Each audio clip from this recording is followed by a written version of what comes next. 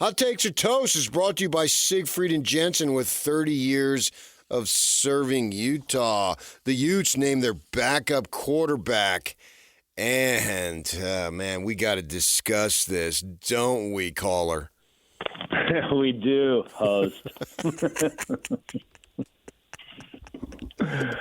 Well, you take it away, man. Just because you're not in studio doesn't mean we can't have our normal roles. And if you want, you can check on Facebook and start reading comments like you normally do. But the floor is yours, man. That's obviously DJ's on the line. He's down on assignment down in Black Desert right now. But still, man, this is a big deal. I just got my first look at Black Desert. Wow.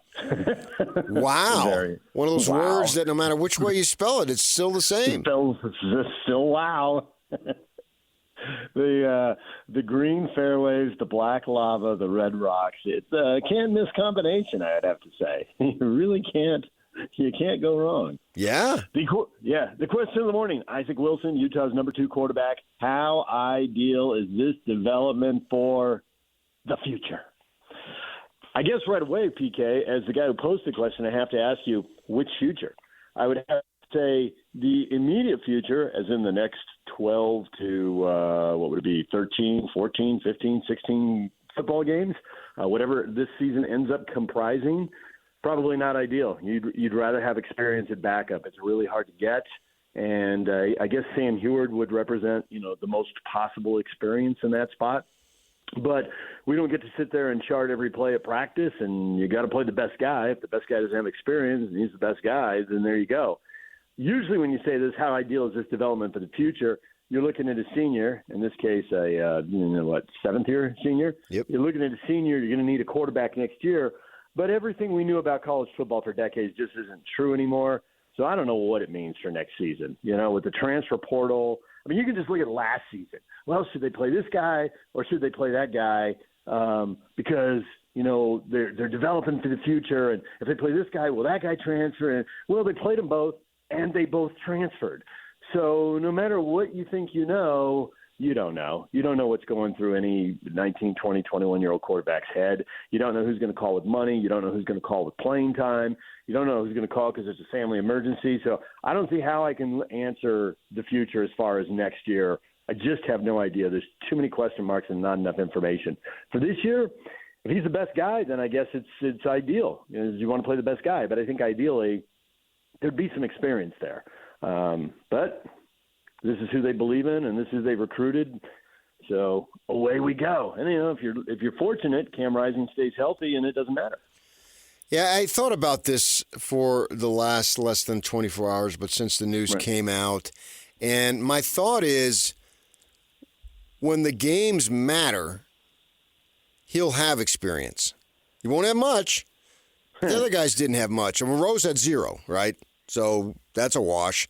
And Heward had some a couple years back at Washington and then at Cal Poly. Obviously Cal Poly is not at the level that they'll be playing this season. But the way I look at it, don't worry about Wilson redshirting, right? Because if you got 3 years out of him as a starter, you'll take it if he's good enough, right? So don't even worry about that. And Kyle's not going to be here in 3 years anyway, so... and he got the 4-game thing with the red shirt, too. Yeah, but don't worry about that. Yeah. He will get experience in 16 days. They're going to blow out Southern Utah, right? And Cam Rising, he needs to shake off the rust a little bit, but that will be accomplished by halftime, right? So that's experience right there. Then they've got Utah State and Baylor. Well, they should win both of those games and probably win both of those games comfortably. So that's 2 more games. So he's played at least 2, if not 3 games before they get to the Big 12. Yeah, right. Yep. And they could go 0-3 and still make the playoff. It's not going to happen. But the conference season now with the automatic bid under these current rules that may change down the line, but whatever they are down the line is what they are. They're not what they are now. So if they win the conference, they're in the playoff. Doesn't matter how many losses they've got. They lost. They had a losing record in non-conference the first year they went to the Rose Bowl, right? So you have this opportunity to get this kid experience immediately. I mean, he could conceivably play an entire quarter. And I wouldn't. The reason why I said don't worry about spotting him the 4 games. You don't need to worry about picking your 4 games. Get him in there those first 3 games. Who cares if he plays 5 games this year? You know what I mean? Well, it's a big deal with Alex Smith. They only got in for a series or something, and then he blows up and he doesn't even use all of his eligibility. So you're right in the fact that you never really know what's going down. And get him in there. He can have an opportunity to get experience. The first snap he takes, he'll have more experience than Rose. And Heward, it's been a while. And you start to wonder, man, these Elite 11 quarterbacks, so many of them don't live up to it in college. Now, maybe Heward's thinking in his handlers, his brother and uncle, or his dad and uncle, who have NFL experience, played at the University of Washington. Maybe they're thinking, hey, you just got there in the summer. Kyle spoke about it yesterday that Isaac Wilson had the opportunity to be in spring ball, graduating early, all that stuff. Well, Heward wasn't there, right? He came after the fact. So maybe Heward is thinking, okay, well, all right, that's just for now, but we'll have another season to go. Who knows? Then we'll have spring ball. Everybody gets an opportunity in spring ball. Then we'll have camp again in 25. Or they're thinking, oh my gosh, man, we gotta leave for a third time. And I'm thinking Kyle, by naming it so early, at least with the Rose situation, unfortunately for the young man, it doesn't look like it's going to happen here. So maybe they want that scholarship back. So give him 2 weeks before the start of the season, son, if you want to go, you can go, and we'll use the scholarship. Heward maybe stick around, maybe not. I don't know what it means for a grad, or not a grad, I always call it grad transfer because that's what it usually was, but a transfer for next year, because I will ask you, if this was the situation going into next year and say Wilson was already the backup number 2 guy, does a kid like Heward then transfer in 25 knowing that a freshman turning sophomore was the backup? I think Heward comes this year because he thinks the backup job is open and the job will be open next year. Well, maybe the job won't be open next year. Would that deter a transfer for coming in? Depends on the transfer. I guess it depends on how much we see Wilson play and how good he looks. How accomplished he is with whatever time he gets. So I guess that's all to be determined. You know, is he lighting it up in these opportunities he gets in the non-conference? And then what kind of health does Rising have, and what kind of opportunities do you get in conference, or what kind of blowouts are there in conference where he gets more of an opportunity? Again, man, we're making decisions with very little information. But they should have at least a couple of blowouts in the non-conference. Yeah, agreed. And how does he look in those?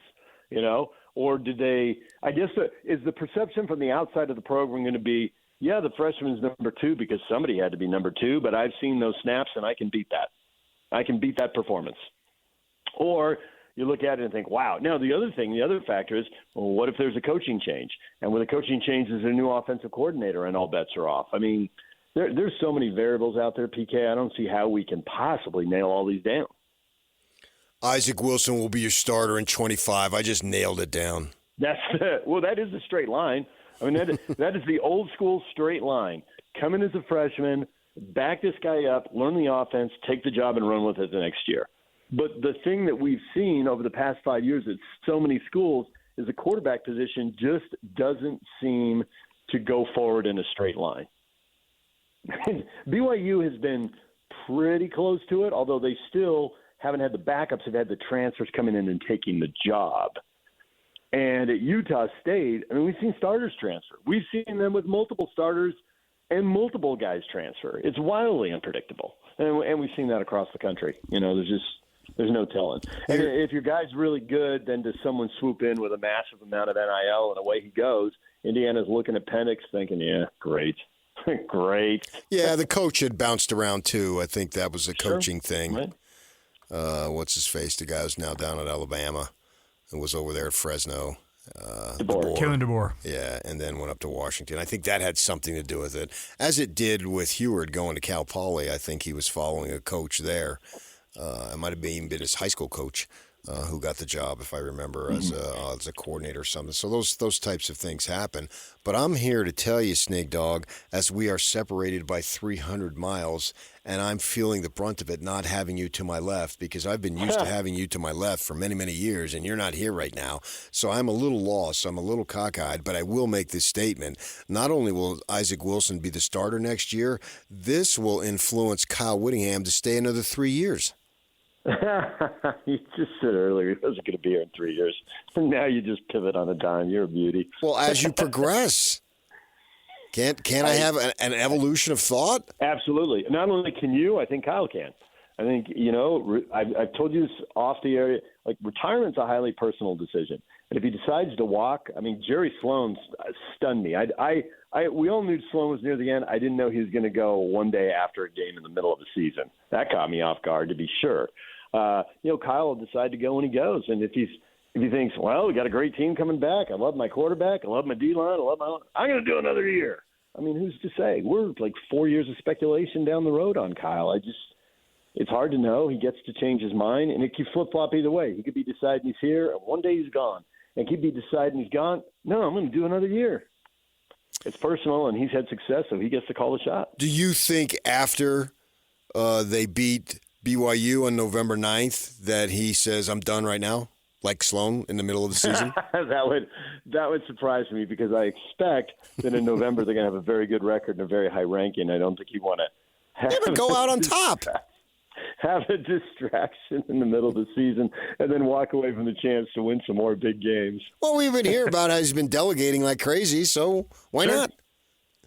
That would be awesome in his postgame. Hey, with that, I've accomplished everything I've wanted. A playoff? Nah. And he just gets up and walks out. No, not happening.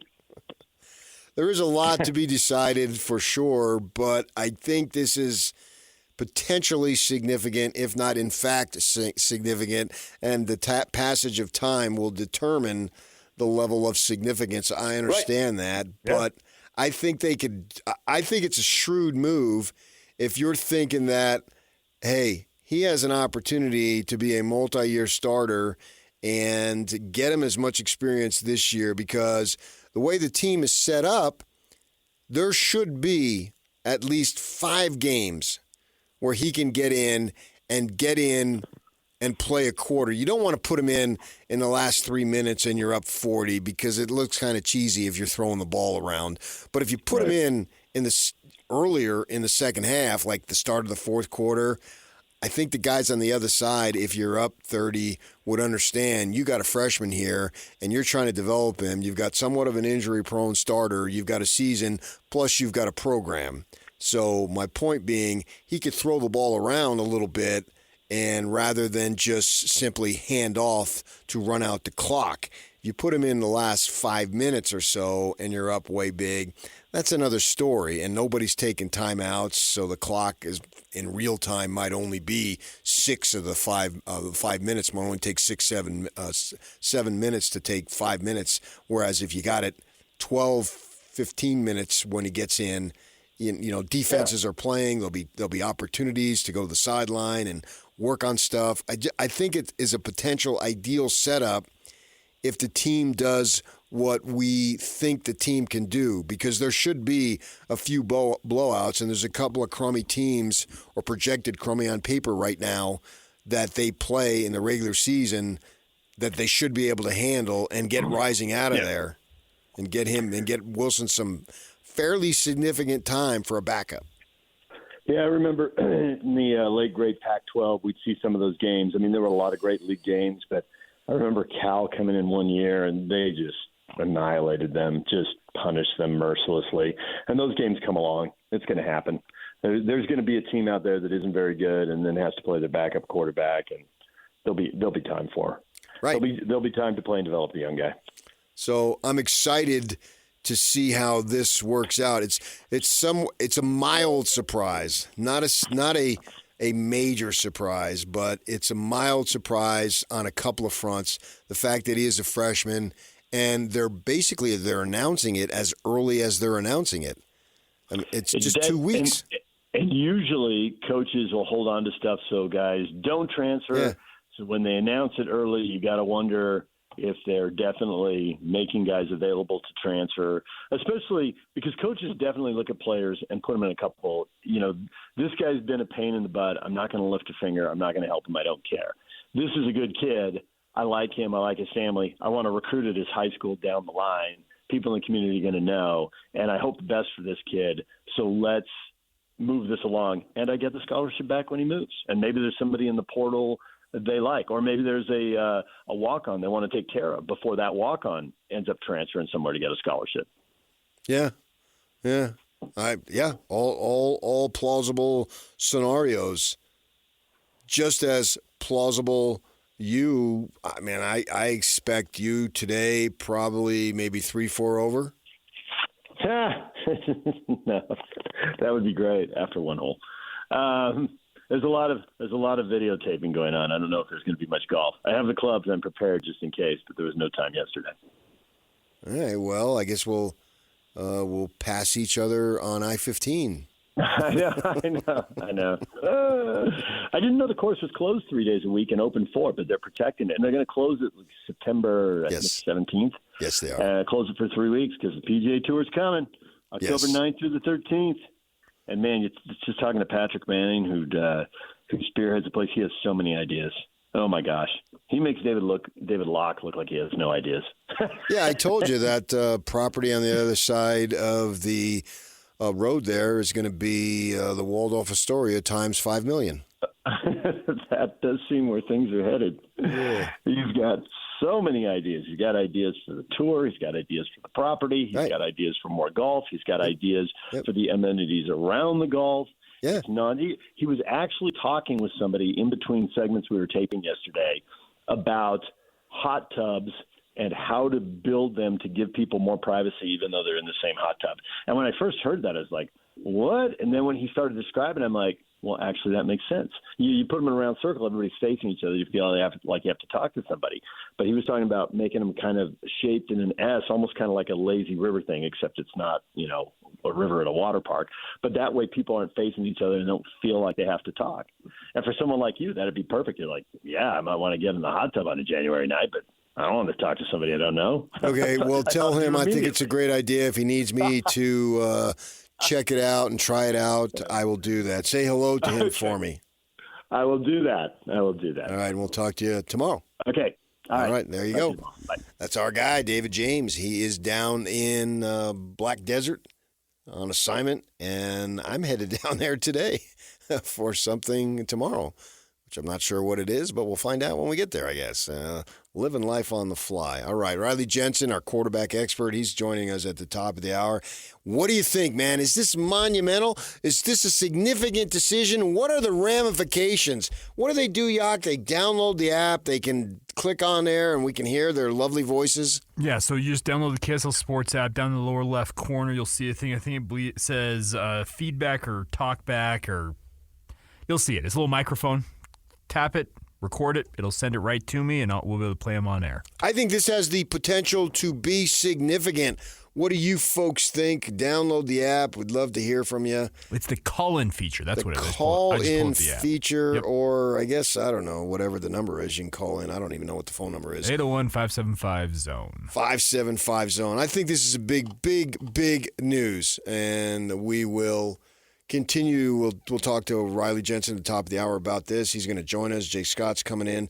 Stay with us, 97.5, the KSL Sports Zone.